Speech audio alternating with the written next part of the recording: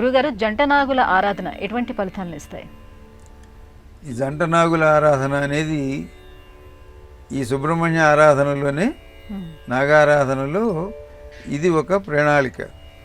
ఏమనగా ఈ నాగదోషం వలన, నాగదోషం కూడా సంతానం లేకుండా చేస్తుంది. కాబట్టి సంతానం పొందటం అనేది మానవ ధర్మం. మానవ ధర్మమే కాదు, సర్వప్రాణి ధర్మం. ఆహార నిద్ర భయమైథునానం సామాన్యమేతత్తు పశుభి నరాణం. అన్ని పశువులకు సమానమైన ధర్మం ఏంటంటే ఆకలేసినప్పుడు ఆహారం, నిద్ర వచ్చినప్పుడు నిద్రపోవటం, ఇంకో ఎదుటి వాళ్ళని చూసి భయపడటం. మనం పుట్టినప్పుడే మనతో పాటు భయం కూడా పుడుతుంది. భయం ఎందుకు వస్తుందో దీని భయం. అట్లాగే సంతానోత్పత్తి. ఇది ఒకళ్ళు చెప్పక్కర్లా, నీకు ఆకలి వేస్తుంది, నీకు ఆకలి వేయను అని ఎవరు చెప్పక్కర్లా, ఆకలి అదే వేస్తుంది.